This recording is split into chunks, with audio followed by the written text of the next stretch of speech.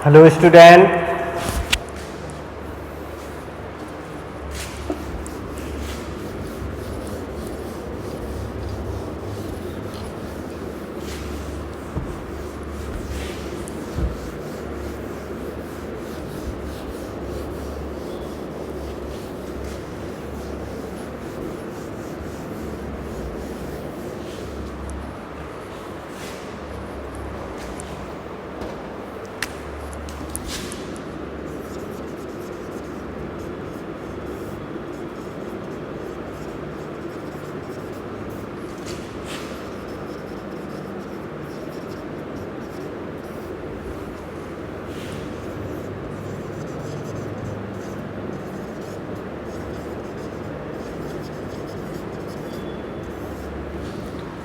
Chapter 14 source of energy class 10, ठीक है ना।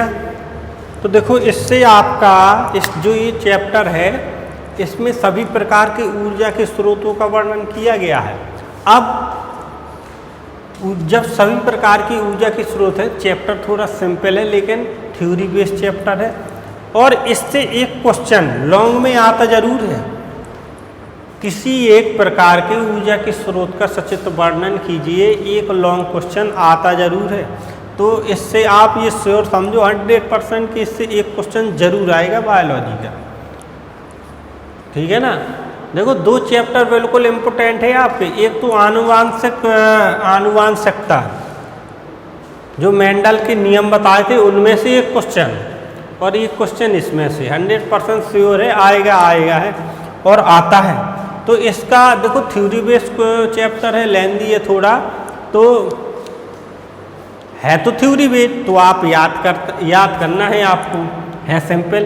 तो बहुत ही ध्यान से पढ़ेंगे और आपको बहुत सा नॉलेज भी होगा कि जो हमको इलेक्ट्रिसिटी आती है वो कहाँ से आती है, ऊर्जा के लिए हम क्या क्या चीज़ें यूज करते हैं, कैसे बनती हैं, सब इस चैप्टर में अध्ययन करेंगे। तो पिछले वीडियो में हमने जो पढ़ा था वो था ईंधन, वो ऊर्जा के स्रोत, ठीक। तो पिछले वीडियो में हाँ ईंधन के गुण बताए थे शायद, ठीक। जो भी हो आप देख लेना। उसी के आगे अब हेडिंग डालेंगे ईंधन। इतना ध्यान नहीं रहता कि कहाँ से एंड किया था पिछले वीडियो में, चलो ठीक है। उसी के आगे से आपको हेडिंग डालनी है ईंधन।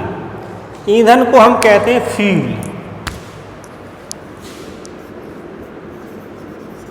FEUL, नहीं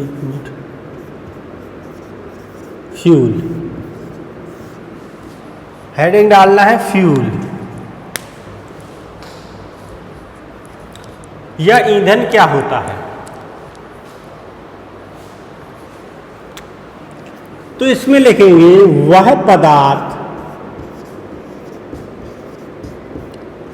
जो जलने पर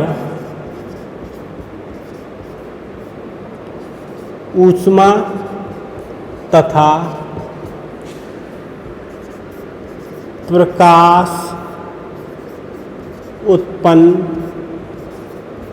करता है, ईंधन कहलाता है।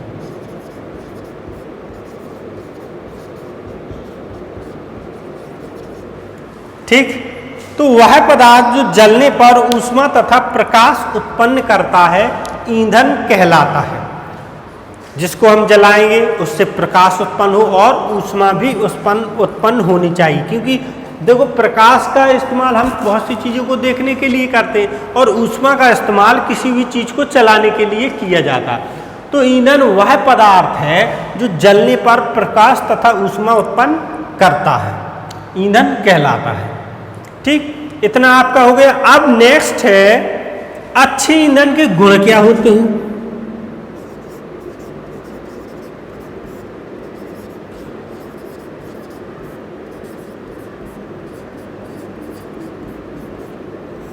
अच्छे ईंधन के गुण क्या होते हैं। पहले भी पिछले वीडियो में हमने ये भी बताया था कि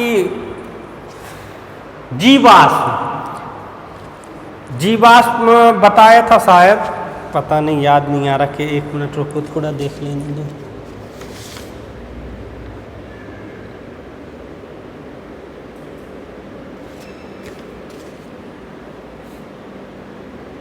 हाँ, ऊर्जा के उत्तम स्रोत के गुण बताए थे। ठीक, इसमें अच्छे ईंधन के गुण हैं। देखो, ऊर्जा के अच्छे स्रोत के गुण एक से हैं और अच्छे ईंधन के गुण दोनों एक ही होते हैं। ऊर्जा का अच्छा स्रोत क्या होता है? कोई भी ईंधन हो सकता है। ऊर्जा का अच्छा स्रोत कोई भी ईंधन हो सकता है। तो जो ऊर्जा के अच्छे स्रोत के गुण हैं वही ईंधन के भी गुण होते हैं। ठीक, तो जो ऊर्जा का अच्छा स्रोत होता है, जितने भी हमने आपको ईंधन बताए थे उनमें से कोई भी एक सबसे अच्छा ऊर्जा का स्रोत है। और ईंधन का उसी को हम क्या कहते हैं? ईंधन कहते हैं। तो जो ऊर्जा के अच्छे स्रोत में गुण लिखवाए तो वही इसमें भी गुण लिखेंगे। ठीक, तो पहला गुण है उच्च कैलोरीफिक माप। उच्च कैलोरीफिक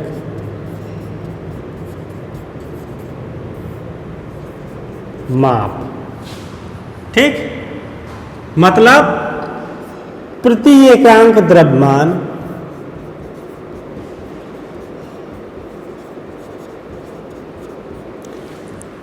अधिक कार्य करे।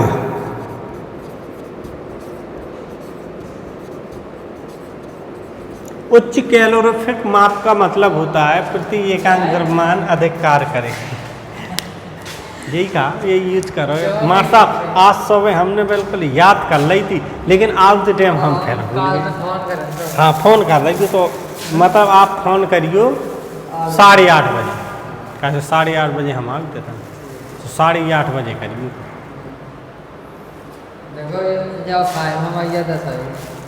इतने जल्दी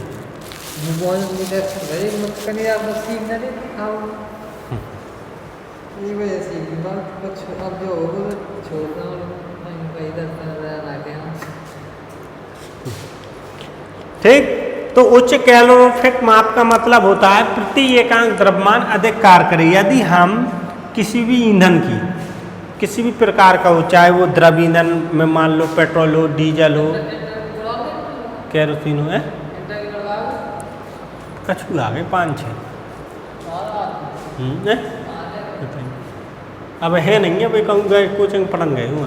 ठीक, तो उच्च कैलोरीफिक माप का मतलब होता है प्रति एकांक, मतलब 1 ग्राम को अगर जलाने में कितनी ऊर्जा उत्पन्न करता है। चाहे वो द्रव ईंधन ले लो, पेट्रोल ले लो। द्रव ईंधन क्या होते हैं? पेट्रोल होता है, डीजल होता है, केरोसिन होता है, या फिर कोयला ले लो। ठीक, जल विद्युत द्वारा उत्पन्न ऊर्जा ले लो, या तापीय विद्युत ऊर्जा द्वारा उत्पन्न ऊर्जा ले लो। कोई भी ऊर्जा का स्रोत ले लो, यदि हम उसे 1 ग्राम जलाएंगे, 1 ग्राम जलाने पर वो कितनी ऊष्मा देता है? देखो, सब मटेरियल जितने भी ईंधन होते हैं सभी क्या होते हैं कि अलग अलग ऊष्मा देते हैं, अलग अलग ताप की ऊष्मा देते हैं। अब जैसे मान के चलो एलपीजी है, एलपीजी हमने 1 ग्राम जलाया, कितनी ऊष्मा दी? कोयला हमने 1 ग्राम जलाया, कितनी ऊष्मा दी? तो जो सबसे अधिक ऊष्मा दे उसे कहते हैं हम उच्च कैलोरीफिक माप। प्रति एकांक द्रव्यमान को जलाने पर, मतलब 1 ग्राम को जलाने पर कितनी ऊष्मा देता है, जो सबसे ज़्यादा देता हो वही अच्छे ईंधन के गुण होते हैं। तो अच्छे ईंधन के गुण क्या क्या होते हैं? पहला है उच्च कैलोरीफिक माप, मतलब कम जलाने पर अधिक ऊर्जा दे। सीधी सीधी भाषा में समझो, अगर उसे हम कम भी जलाएं और ऊष्मा क्या दे? अधिक दे, वही तो अच्छे ईंधन के गुण होते हैं। ठीक, अब नेक्स्ट है दूसरा पॉइंट, अधिक धुआं व हानिकारक गैस उत्पन्न ना करे। दूसरा नंबर, अधिक धुआं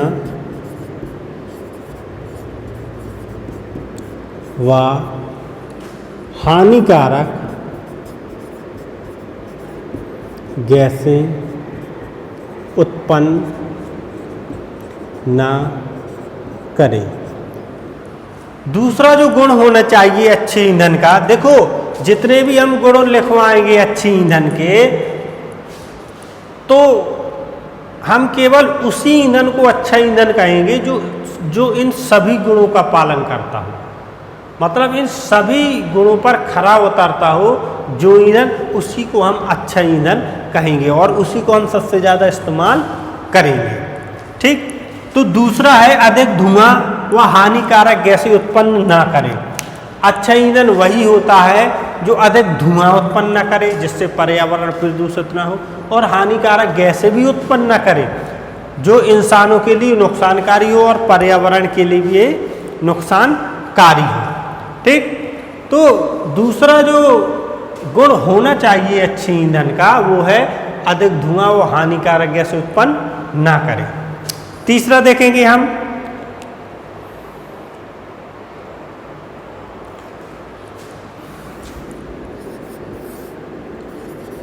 मध्यम ज्वलनशील ताप होना चाहिए। इसका मतलब होता है, मध्यम ज्वलनशील ताप का मतलब होता है यदि हम उसे जलाएं तो धीरे धीरे आराम से एक रिदम में जलना चाहिए।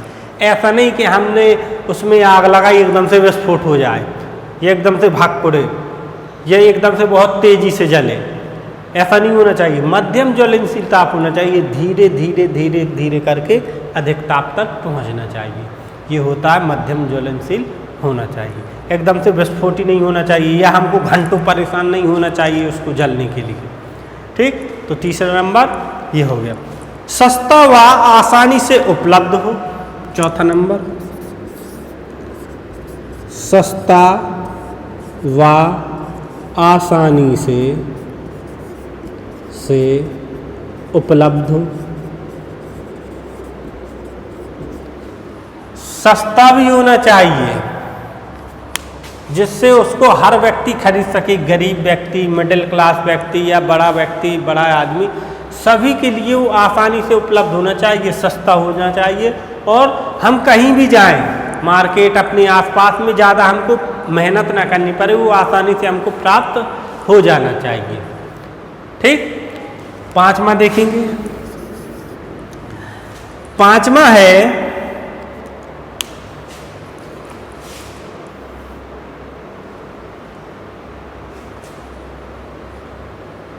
भंडारण व परिवहन में आसान हो। भंडारण व परिवहन में आसान हो, मतलब उसे हम स्टोर करके भी रख सकें, भंडारित करके भी रख सकें, हालांकि अपने घर पर भी रख सकें। ऐसा भी होना चाहिए कि स्टोर करके हम उसे अपने घर पर रख सकें और परिवहन में आसान हो, एक स्थान से दूसरे स्थान पर ले जाने में कोई प्रॉब्लम नहीं आए, दिक्कत नहीं आए, एक स्थान से दूसरे स्थान पर आसानी से उसको ले भी जा सके और उसे हम अपने घर में स्टोर करके भी रख सकें, इतना आसान होना चाहिए। लास्ट स्टेप है आपका पर्यावरण हितैषी होना चाहिए, ये सबसे में इम्पोर्टेंट होता है। पर्यावरण हितैषी हो, पर्यावरण हितैषी होना चाहिए, पर्यावरण को किसी भी प्रकार का नुकसान नहीं पहुंचाना चाहिए, क्योंकि पर्यावरण से तो हम हैं। अगर हम ऐसी चीज़ों का इस्तेमाल करेंगे, देखो हमारे आसपास बहुत से हम ऐसे क्रियाकलाप करते हैं जो पर्यावरण को हानि पहुंचाते हैं, लेकिन हम उसके बारे में सोचते नहीं हैं और दूसरे लोग भी करते हैं तो हम उसको रोकते नहीं हैं, क्योंकि वो हमारे लिए ही नुकसानदायक होता है, लेकिन हम ऐसा करते नहीं हैं। ठीक, तो सबसे मेन चीज़ होती है कि अच्छा ईंधन उसी को कहेंगे जो पर्यावरण को हानि ना पहुंचाए, पर्यावरण के लिए हितैषी होता है। अब आप सोचो कि ऐसा कौन सा ईंधन है जो इन 5 या 6 जो नियम बताए, गुण बताए, इन सभी को फॉलो करता है। कौन सा ईंधन है? गोबर, आपको हम ईंधन भी बताए दे रहे, कौन कौन होने चाहिए, कितने ईंधन है। मतलब गोबर से प्राप्त ईंधन, लकड़ी, जो लकड़ी से ईंधन प्राप्त होता है वो वाला, कोयला, लकड़ी वाला कोयला नहीं, पत्थर वाला कोयला, वो भी एक प्रकार का ईंधन होता है। ठीक, petroleum, diesel, kerosene, LPG, CNG, ये सभी क्या है? ईंधन, जीवाश्म ईंधन, कोयला होता है। ठीक, जीवाश्म ईंधन में सभी आ जाते हैं, पेट्रोल, कोयला। तो इतने ईंधन हमने आपको बता दिए। कौन कौन बताए हैं? सबसे पहले है गोबर, गोबर के कंडे वाला ईंधन, लकड़ी वाला ईंधन, कोयले वाला, पत्थर वाले कोयले वाला ईंधन, पेट्रोल, डीजल, केरोसिन, एलपीजी जो गैस होती है, सीएनजी वो भी गैस होती है। इनमें से आपको बताना है कि इतने ईंधन में से कौन ईंधन इन सभी को फॉलो करता है। आपको दिमाग लगाना है, हम तो बता ही देंगे, लेकिन आप दिमाग लगाओ कि कौन सा ईंधन है जो अच्छा ईंधन है। यदि हम बात करें कोयला की, कि कोयला अच्छा ईंधन है, कोयले को हम इतना जला देते हैं, बहुत आग देता है, लेकिन उसका एक साइड इफेक्ट भी है कि वो जब जलता है तो बहुत हानिकारक गैस ही निकालता है, धुआं निकालता है, जहरीला धुआं निकालता है। तो क्या पर्यावरण के लिए नुकसानदायक है। अगर इनमें से किसी एक को भी उसने फॉलो नहीं किया तो अच्छा ईंधन नहीं होगा। सभी गुणों को फॉलो करना चाहिए। तो एक गुण को देखो, ताप तो बहुत अधिक होता है, आसानी से हमको मिल भी जाता है, भंडारित करने में भी आसान होता है, ट्रांसपोर्ट में भी आसान होता है, लेकिन पर्यावरण को नुकसान पहुंचाता है, तो उसको हम अच्छा ईंधन नहीं कहेंगे। ठीक, नेक्स्ट बात करते हैं हम लकड़ी की। लकड़ी से जो ईंधन प्राप्त होता है, या बात करें गोबर से जो ईंधन प्राप्त होता है, तो गोबर से जो ईंधन प्राप्त होगा उसको जलाएंगे, उससे धुआं निकलेगा, उससे भी पर्यावरण प्रदूषित होता है। लकड़ी को जलाएंगे, लकड़ी से धुआं निकलेगा, उससे भी पर्यावरण प्रदूषित होगा। और लकड़ी हम इस्तेमाल करते हैं जंगल की, तो जंगल काटेंगे तो भी पर्यावरण को नुकसान होगा, तो इसे भी हम अच्छा ईंधन नहीं कहेंगे। ठीक, नेक्स्ट बात करते हैं पेट्रोल की। पेट्रोल हमको आसानी से मिल तो जाता है, उपलब्ध भी है, ट्रांसपोर्ट करने में भी आसान है, लेकिन इससे भी पर्यावरण प्रदूषित होता है, तो इसे भी हम अच्छा ईंधन नहीं कहेंगे। और पेट्रोल को हम इकट्ठा करके घर में स्टोर तो कर सकते हैं, लेकिन ज़्यादा स्टोर नहीं कर सकते। हम इसको ट्रांसपोर्ट के माध्यम से नहीं ले जा सकते कि एक ड्रम हम ले जाएं उधर तो पकड़ जाएगा, तो इसमें बहुत सारी दिक्कतें, जैसे डीजल होता है, तो ये भी अच्छा ईंधन नहीं है। नेक्स्ट बात करते हैं हम एलपीजी की, जिससे हम खाना बनाते हैं, ताप अच्छा होता है, ये तो जो चलो पहला हो गया। उच्च कैलोरीफिक माप, उच्च कैलोरीफिक माप वाला होता है। दूसरा हो गया अधिक धुआं और हानिकारक गैसें उत्पन्न न करे, तो इसको जलाने से ना तो अधिक धुआं उत्पन्न होता है, ना हानिकारक गैसें निकलती हैं। खाना बनाते हैं ना, धुआं कहाँ निकलता है, ना गैस निकलती हैं, तो दूसरे पर भी खरा उतरा। तीसरा मध्यम ज्वलनशील ताप। मध्यम ज्वलनशील ताप का मतलब होता है एकदम से नहीं जलता। अगर इसे हम रेगुलेटर से खोलेंगे और सीख लगाएंगे तो एकदम से भक्क नहीं उतरता। भक्क तब उतरता है जब बर्नल खराब हो, ठीक है, या कहीं से लीकेज हो, बहुत सारी गैस इकट्ठी हो गई हो, तब उसमें धुआं लगता है। लेकिन नहीं तो ये क्या है, 100% प्रोटेक्टिव, मतलब नुकसान नहीं पहुंचाती अगर हम इसे अच्छी तरह रखें। केवल 2-3 चीज़ें ही ध्यान रखनी योग्य होती हैं। इसको आग के पास ना रखें, रेगुलेटर बंद कर दें, यूज हो खोल लें, रात को रेगुलेटर बंद कर दें, तो कुछ सावधानियां बरतनी पड़ती हैं और ये 100% सुरक्षित है। तो मध्यम ज्वलनशील ताप है, ताप उतना अधिक नहीं है कि एकदम से विस्फोट हो जाए जलने पर। ठीक, सस्ता व आसानी से उपलब्ध हो, सस्ता भी है, हम इसे कहीं भी खरीद सकते हैं, आसानी से उपलब्ध भी है, चाहे जहाँ से जाके भरवा भी सकते हैं, सिलेंडर में भरवा लेंगे, बस कोई दिक्कत नहीं है। भंडारण और परिवहन में आसान हो, हम इसे घर में सिलेंडर क्या 2, 4, 6, 8, 10, 15, 20 कितने भी रख सकते हैं, बाहर भी ले जा सकते हैं। ठीक, पर्यावरण हितैषी हो, पर्यावरण हितैषी है ही, नुकसान नहीं पहुंचाती। तो जो एलपीजी गैस होती है वो ऊर्जा का सबसे अच्छा स्रोत मानी जाती है। ठीक, इतना हो गया। तो ऊर्जा का सबसे अच्छा स्रोत क्या है, एलपीजी गैस। इतना हो गया। अब नेक्स्ट हेडिंग है आपकी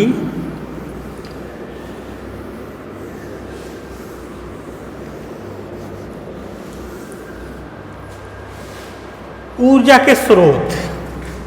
कितने प्रकार के ऊर्जा के स्रोत,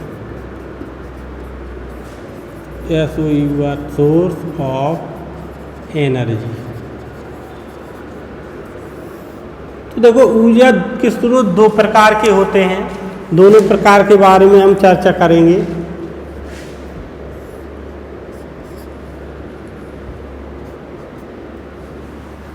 पहला है पारंपरिक स्रोत।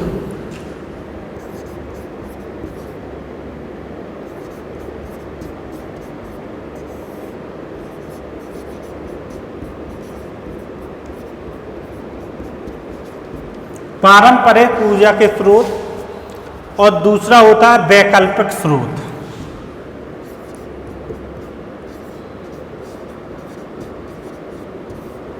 वैकल्पिक का मतलब होता है दूसरा विकल्प हमने तलाश लिया, इसी को कहते हैं या गैर परंपरागत।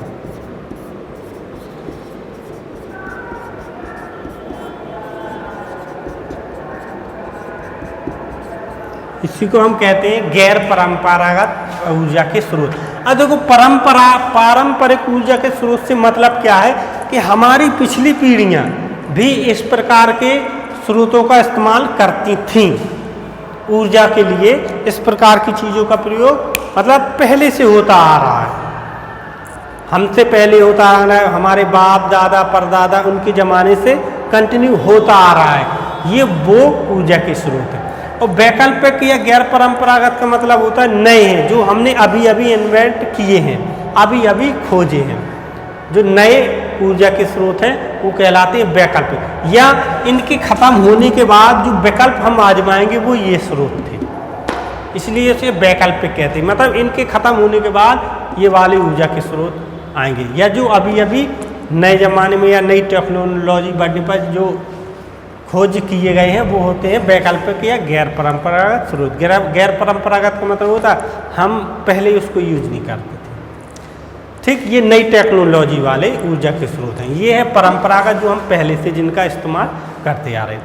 तो परंपरागत कौन होते हैं एक एक करके देखेंगे।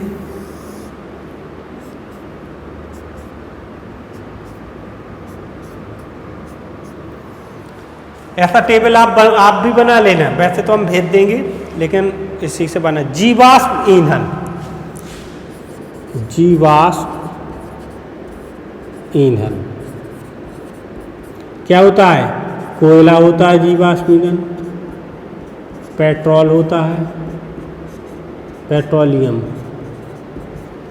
ठीक। तो जीवाश्म ईंधन क्या होता है? कोयला और पेट्रोलियम, क्योंकि ये जीवाश्मों से प्राप्त होता है ना, चाहे वो पेड़ पौधे की जीवाश्म हो, चाहे किसी जंतु के अवशेष हो। नीचे जमीन में पेड़ पौधे दब गए तो वो कोयला बन गए, जीव जंतु दब गए तो क्या बन गए? पेट्रोलियम ईंधन बन गए, ठीक। तो ये क्या है? जीवाश्म ईंधन है, जिसका हम पहले से कोयले का इस्तेमाल करते आए हैं, पेट्रोल का भी पहले से इस्तेमाल करते आए हैं। इसके बाद नेक्स्ट है तापीय विद्युत संयंत्र।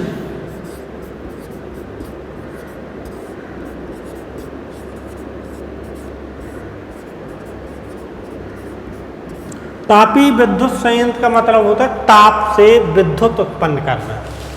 किसी चीज को, कोयले को जलाया जाता है और जलाने से क्या होती है? एक भाप निकलती है बहुत तेज, उसको एक स्टोर में, टैंक में स्टोर कर लिया जाता है उस गर्म भाप को, और एक पतली सी नली से उसको छोड़ा जाता है, और नीचे क्या लगा रहता है? एक फैन लगा रहता है।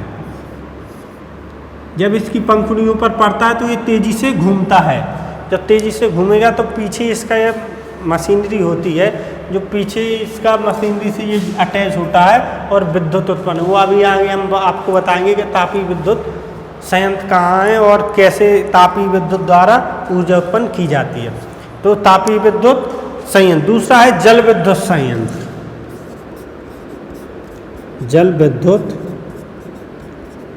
संयंत्र, जल विद्युत संयंत्र क्या होता है? जल से ऊर्जा उत्पन्न करना। बांध बना देते हैं हम, पास नदियों में बनाते हैं कि नहीं? बांध बना देते हैं। अब बांध बनाने से क्या होता है? पानी रुक जाता है और फिर पानी को एक पाइप द्वारा छोड़ा जाता है, बहुत स्पीड में ऊपर से नीचे आता है, और जब वो स्पीड में नीचे आता है तो फिर उसमें बिजली बनती है। कैसे बनती है वो आगे, क्योंकि अब भाई हम सबको एक एक करके पढ़ेंगे लॉन्ग में।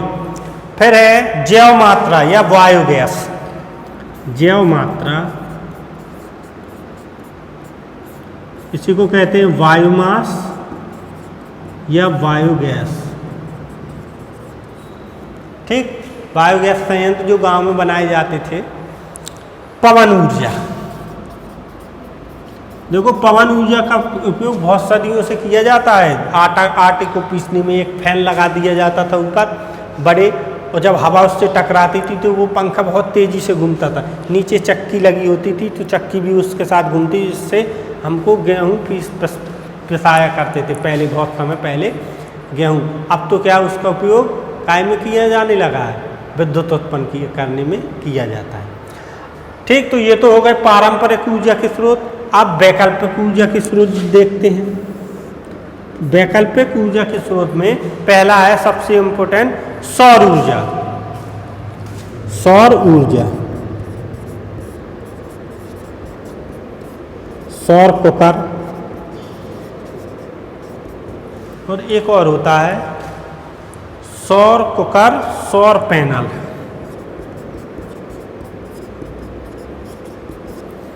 सौर ऊर्जा क्या होती है? जो नई टेक्नोलॉजी है। एक प्लेट होती है, आपने गांव में देखी हो, जिसे सोलर प्लेट कहते हैं। एक प्लेट हो तो उसे सौर ऊर्जा कहते हैं। अगर बहुत सारी प्लेटें लगी हों किसी मैदान में तो उसे क्या कहते हैं? सौर पैनल। मतलब एक के क्रम में कई प्लेटें लगी हों, वो सौर पैनल होता है। और सौर कुकर क्या होता है? एक बॉक्स टाइप का होता है जो खाना बनाने में इस्तेमाल किया जाता है। उसको धूप में रख दिया जाता है, चार्ज हो जाता है, और फिर उसको कहीं भी हम रखकर उसमें हम खाना बना सकते हैं, वो होता है सौर कुकर। तो जब सौर ऊर्जा के बारे में पढ़ेंगे तो इनका भी अध्ययन करेंगे, सौर कुकर का, सौर पैनल का। ठीक, नेक्स्ट है इसी में समुद्र से ऊर्जा या समुद्री ऊर्जा। समुद्री ऊर्जा दो प्रकार की होती है, ज्वारी ऊर्जा और तरंग ऊर्जा और महासागरीय ऊर्जा। ज्वारी ऊर्जा, तरंग ऊर्जा। ठीक, ज्वार से उत्पन्न ऊर्जा होती है, क्योंकि ज्वार से जब पानी इकट्ठा आता है किनारों पर, तो किनारों पर ऐसे तटबंध बना दिए जाते हैं, जिससे पानी उसमें भर तो जाए लेकिन वापस ना आ पाए। तो जब पानी भर जाएगा फिर उससे हम क्या करते हैं? बिजली उत्पन्न करते हैं। ठीक, एक और लिख लो इसमें तरंग ऊर्जा, महासागरीय ऊर्जा। महासागरीय ऊर्जा। ठीक, नेक्स्ट है भूतापीय ऊर्जा। भूतापीय ऊर्जा। भूतापीय ऊर्जा बहुत कम होती है, शायद 2-4 जगह है। भूतापीय ऊर्जा का मतलब होता है वह स्थान जहाँ पर पृथ्वी का तापमान सबसे ज़्यादा होता है, पहाड़ों पर। तो क्या होता है, वहाँ पर सुरंगें होती हैं, तो वहाँ से बहुत ही गर्म हवा आती है, और उस गर्म हवा से हम क्या करते हैं?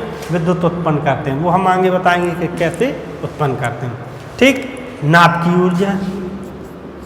नाभिकीय ऊर्जा मतलब नाभिक के विखंडन से प्राप्त ऊर्जा को नाभिकीय ऊर्जा कहते हैं। ये एक रासायनिक प्रक्रिया होती है, इससे ऊर्जा उत्पन्न की जाती है। नाभिक को मिलाया जाता है, जिससे जब वो मिलते हैं तो बहुत अधिक विस्फोट होता है, और लाखों डिग्री सेल्सियस मतलब ऊर्जा उत्पन्न होती है, मतलब बहुत अधिक ऊर्जा उत्पन्न होती है। ये एक संयंत्र होता है इसमें, तो उसमें ये सब प्रोसेस होती हैं। नाभिक जो होता है किसी पदार्थ का, जैसे यूरेनियम होगा, उसके नाभिक का विखंडन कराया जाता है, जिससे ऊर्जा निकलती है।